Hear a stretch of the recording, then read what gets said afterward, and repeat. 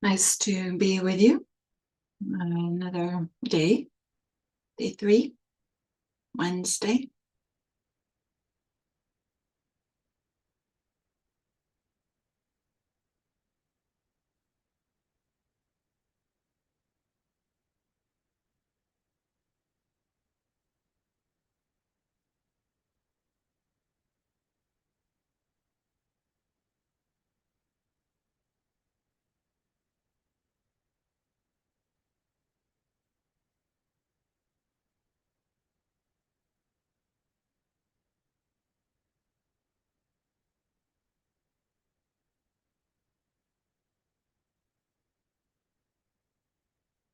It's so lovely, right, to be part of this Sangha.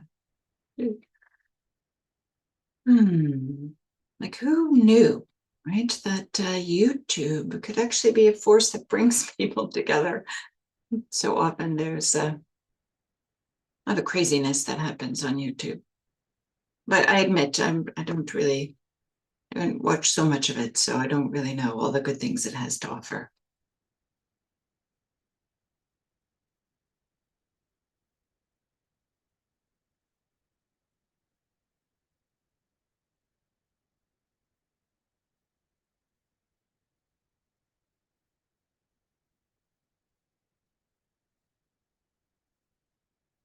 And of course, I also want to say welcome and hello to those people who aren't in the chat, who are maybe already in the meditation posture, just waiting.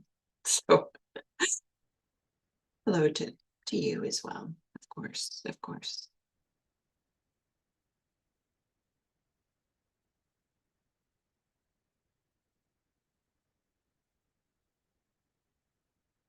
Okay, I think we'll get started here. Good morning, welcome, welcome. And we're continuing this series on practicing off the cushion on purpose. Just what are some things that we can do in our daily life that augment and support our meditation practice? Sometimes we might feel like, okay, if I'm not sitting down in a formal meditation posture, then it doesn't count as practice. Or it's noteworthy for me sometimes when I meet with individuals having practice discussions. Often they lead with this confession, quote unquote. Yeah, I haven't been meditating. It's like as if that's the only measurement of practice.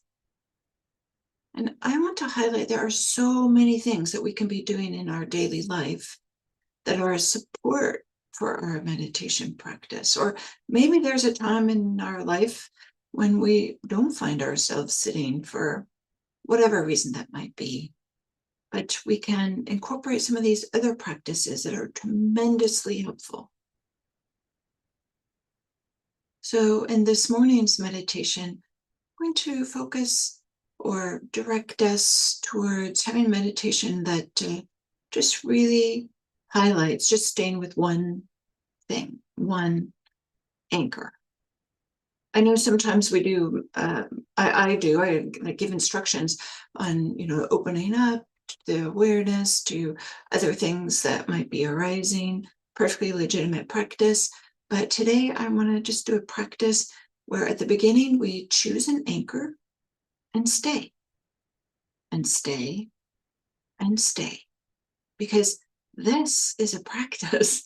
We're so used to flipping around. Sometimes it can be really helpful to just stay.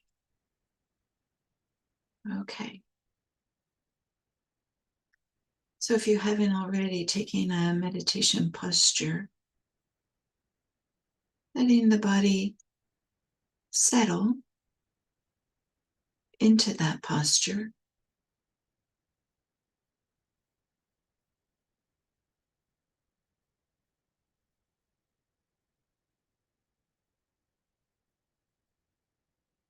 Having some steadiness and some ease.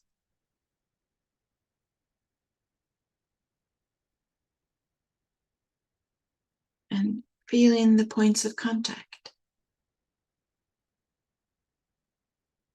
The back, if you're using a backrest on a chair or a couch or if you're lying down.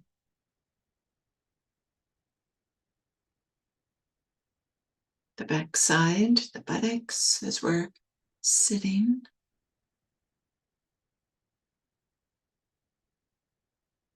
The back of the legs.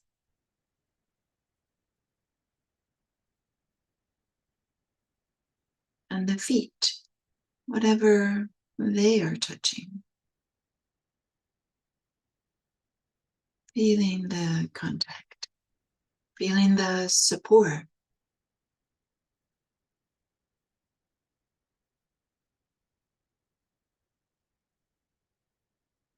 Let the face soften. Sometimes around the eyes, there can be a little bit of tightness. Let the shoulders drop.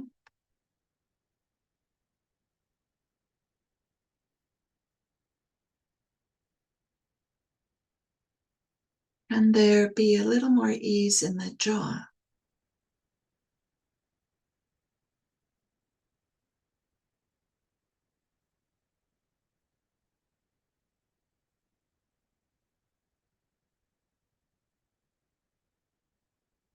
And for this meditation, we choose an anchor, and we'll stay with this anchor as best we can. This might be feeling the sensations of breathing in the chest as the chest moves with the breath.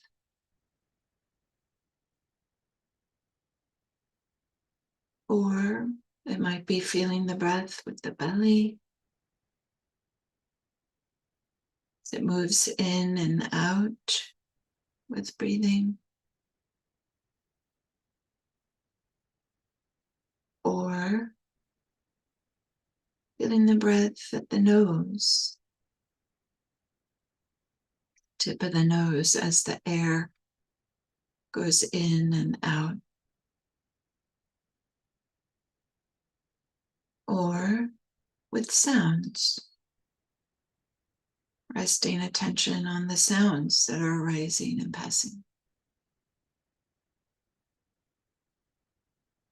Choosing one of those anchors, or maybe you have another one that you regularly use.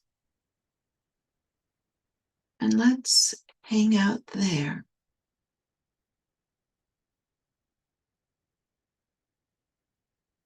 Being present for the experience of that one anchor.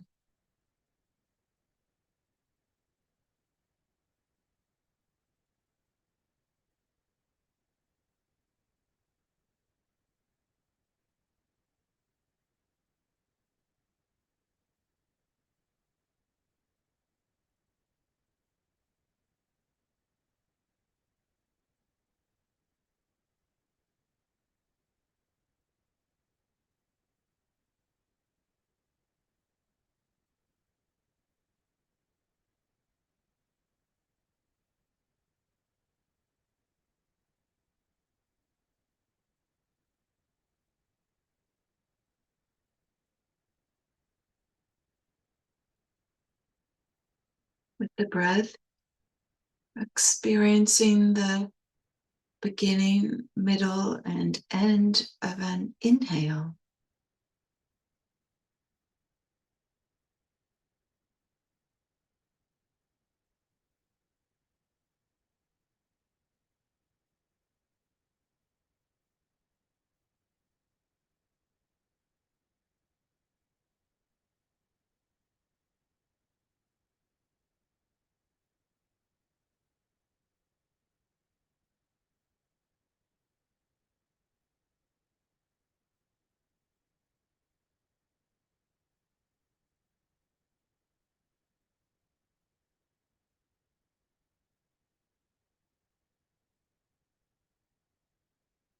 Feeling the beginning, middle, and end of an exhale.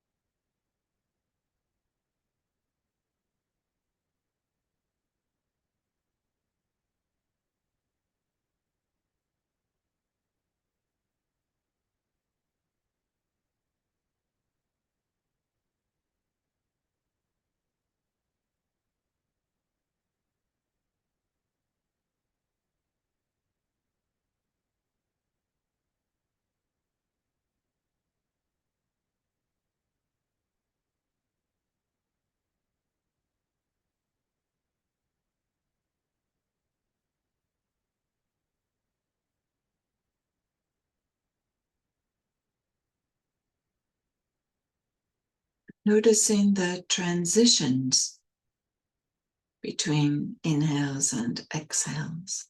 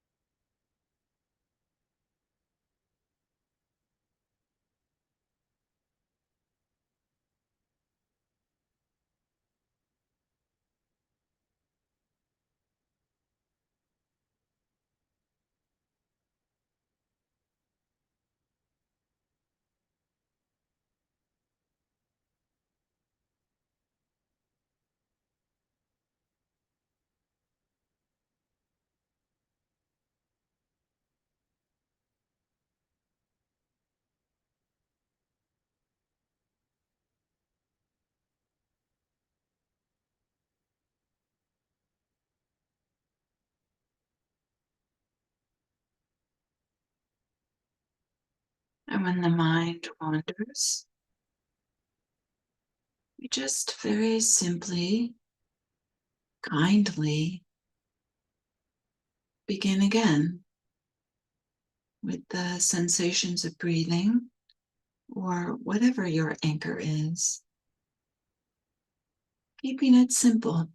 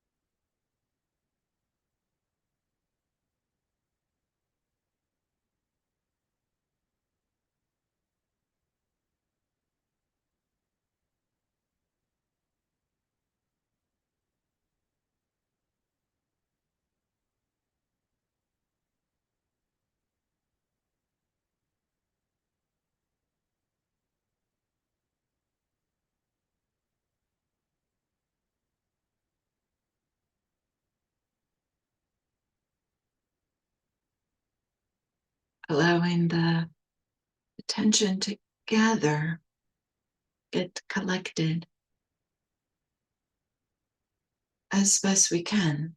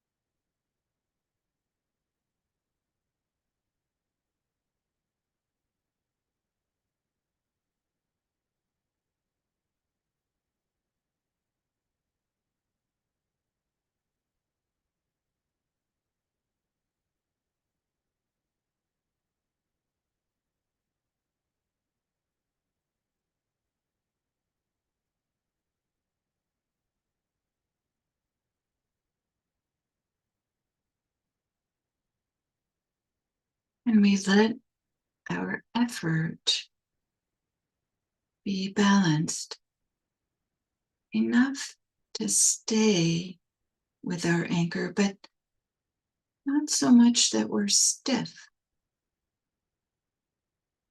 or straining. Can it be soft enough to receive the experience of breathing, for example?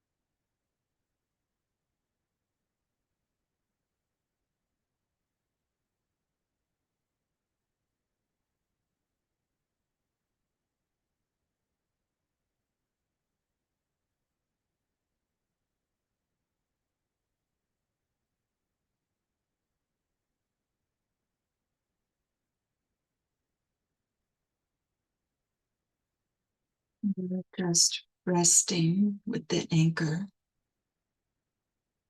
and the simple experience of being here now.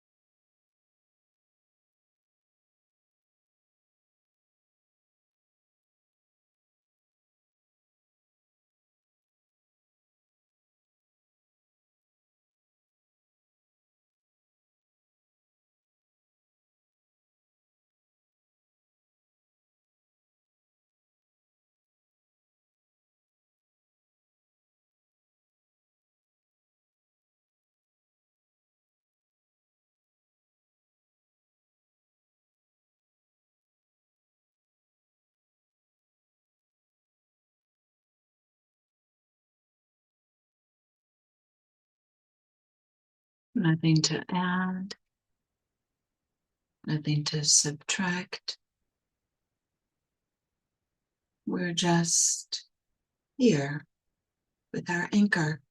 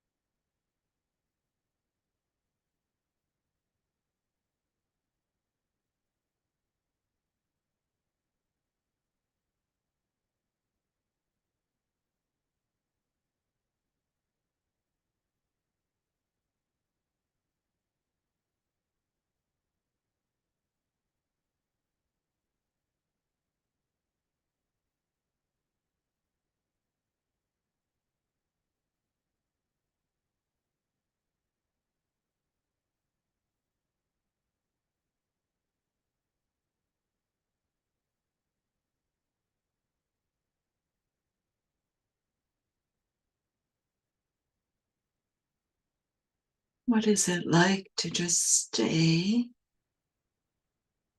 keeping the attention on one experience,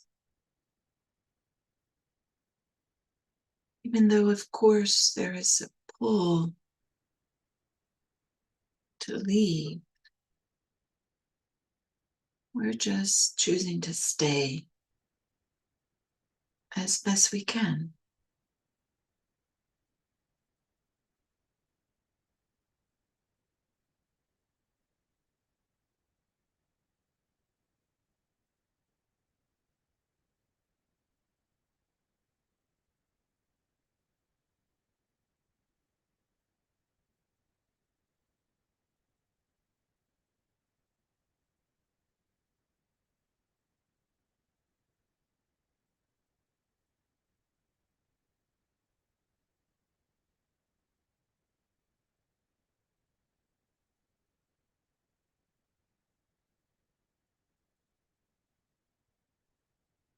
Okay, thank you.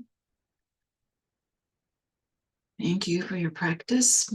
I'm not going to ring a bell. Maybe just bringing a little movement into the body. fingers and toes, shoulders.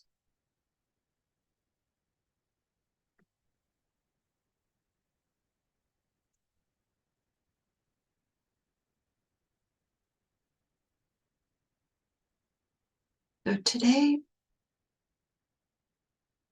I'd like to talk more about this idea of practicing off the cushion on purpose. There's so many ways in which we can incorporate practice into our daily lives.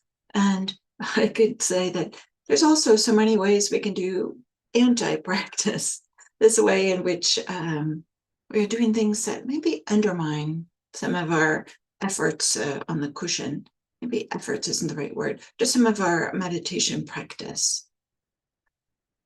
And so I want to talk about today this idea of monotasking, this modern habit, this thing that we do more and more of, and all these devices, and there's so much encouragement to, in fact, do multiple things at one time.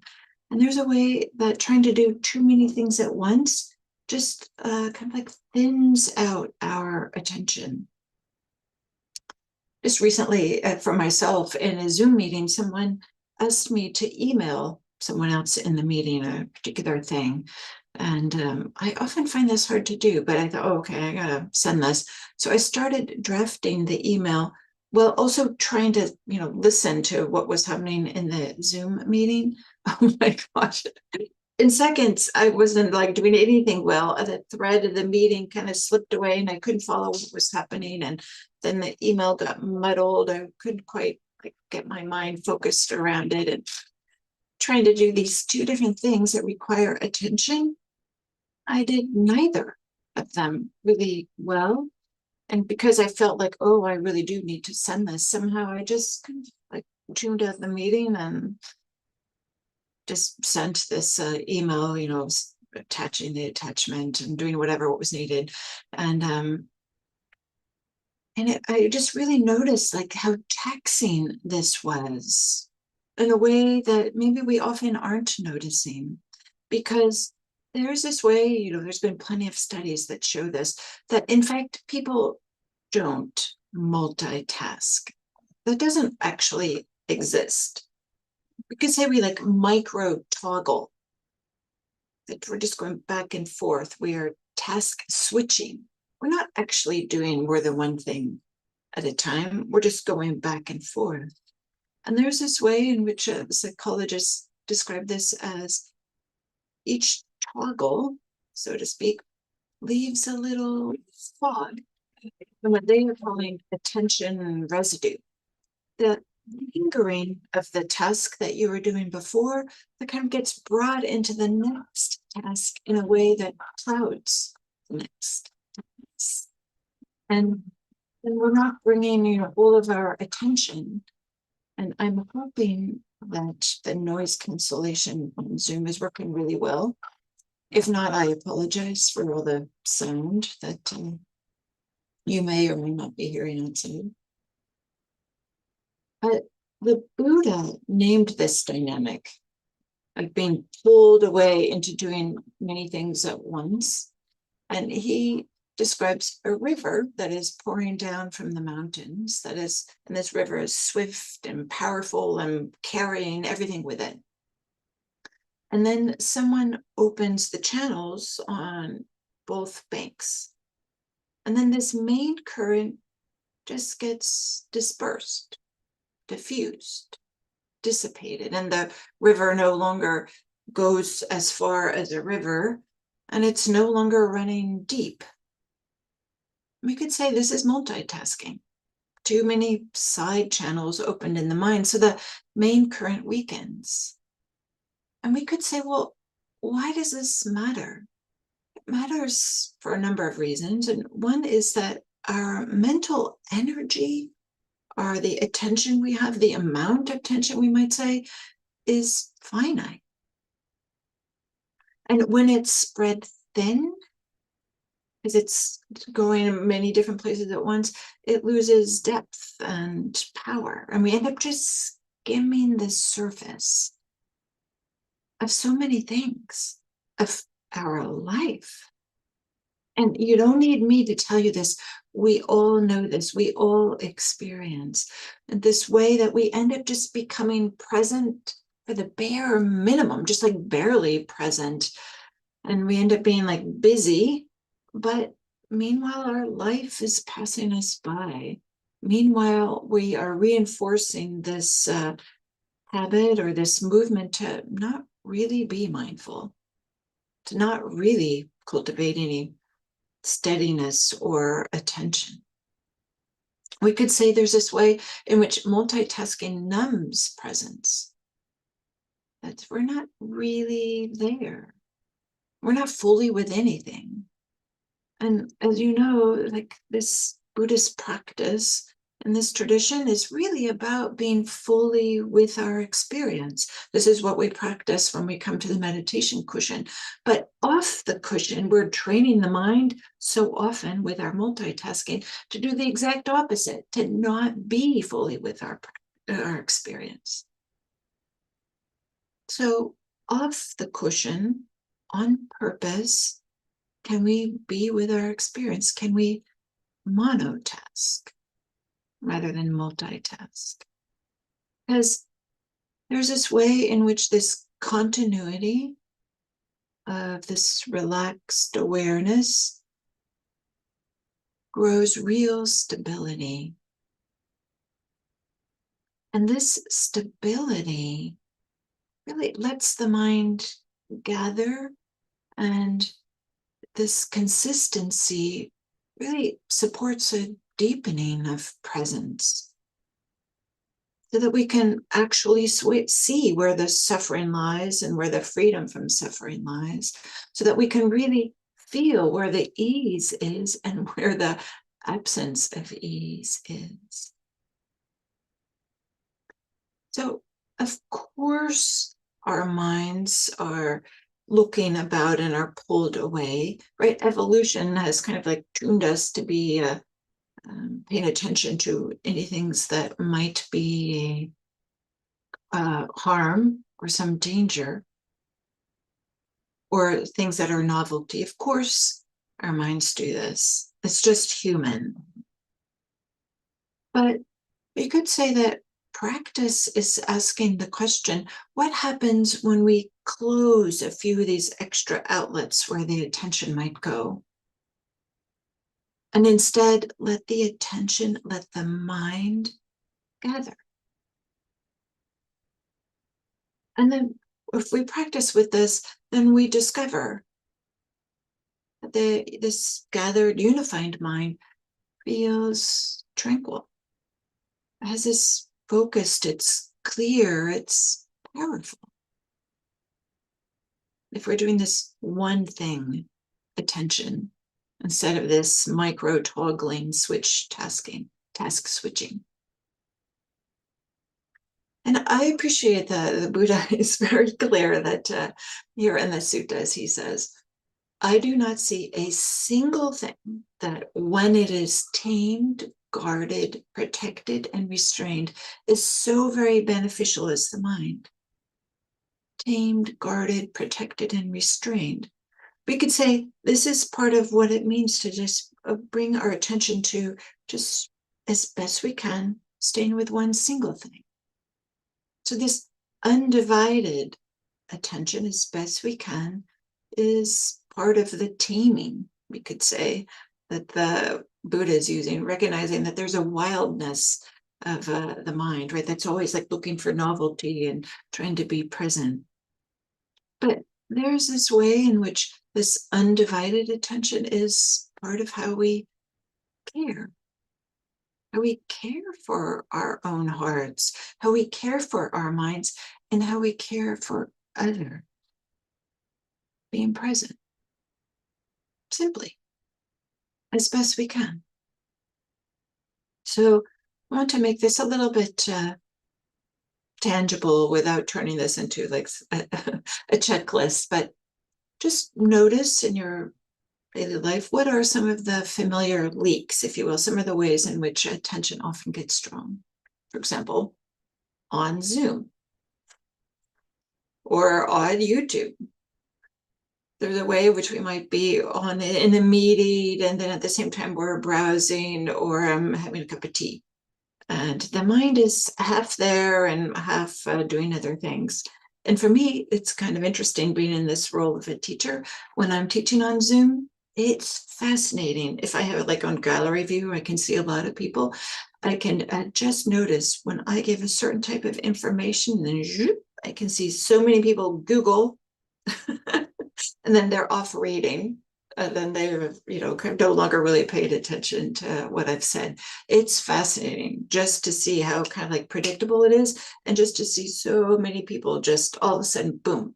You can tell, right, when people are on Zoom and they're off, reading a different way. So there's this way that the current we might use, kind of building on this analogy, that is the stream, the swiftness that could once run strong, just being present, gets split in so many different ways. So what are some of the multitaskings that you regularly do that maybe you don't need to do? And leaves you feeling a little agitated instead of nourished and present. So that's one thing. And we could say, the Satipatthana Sutta, with some of the it's really about this, just doing one thing at a time. And when you're doing that one thing, know you're doing that one thing. When you're sitting, know that you're sitting. When you're standing, know that you're standing. When you're walking, know that you're walking. Not as a grim drill that we have to do, but it's a way to maybe respect our experience, maybe dignify the moment in which we're having. It's being experienced right now. If we're reading, not while listening to this and doing all these other things. And this is the way in which this, we could say, attention thickens or coalesces or gathers into presence, into mindfulness, with some steadiness and gatheredness, because the quality of our awareness is important. The value of our time, the value of our life is not about how many tasks we do or how many tasks we juggle. It's the quality of the attention with which we meet anything, in which we meet a friend, in which we meet ourselves, in which we meet a paragraph. Because, attention turns out to be the primary currency of the human condition. So spend it carefully. Our attention is not infinite. We only have so much mental energy, so to speak. And we've created this attention economy where there's so many ways in which it tries to get pulled away. But why don't we bring it back? Because there's this way of, it supports well-being. Not only does it support our mindfulness and our concentration, but when we're gathered, this agitation eases. We discover a steadiness that really supports our life, that supports our practice. So the culture society is teaching us to maximize output, to get as much done as possible, as quickly as possible. But this practice, I would say the Dharma, invites us to deepen contact. So one experience, when it's met well, can provide some of the spaciousness and the presence that really our hearts are looking for. So if you want to carry maybe one idea with you from this, is this idea of monotasking. Can we do fewer parallel activities? Just notice, are there some places in your life where you can just simplify? Is there a way you can maybe give yourself permission to give your whole heart to what's here? There's this way that undivided attention is a type of generosity. You could say it tells this experience, this moment, this person that it matters.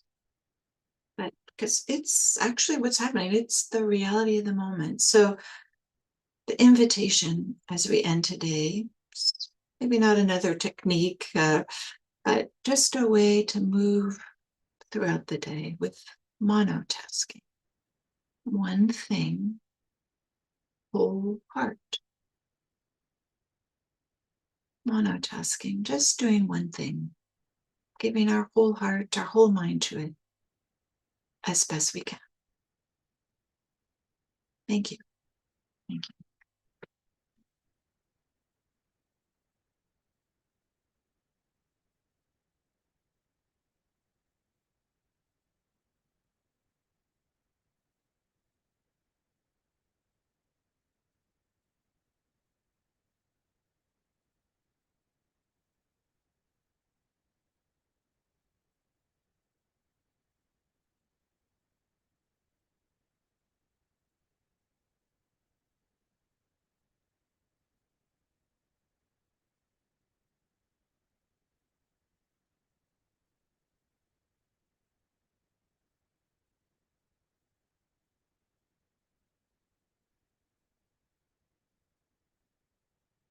Yeah, this habit of multitasking, I find myself doing this sometimes too, and just recognizing, like, oh, it's like taxing.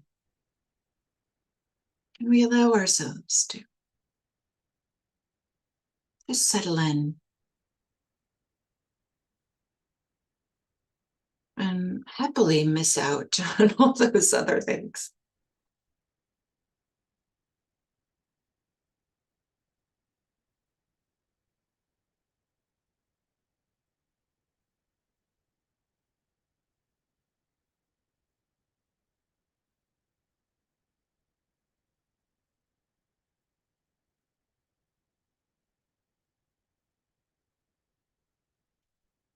Thank you all.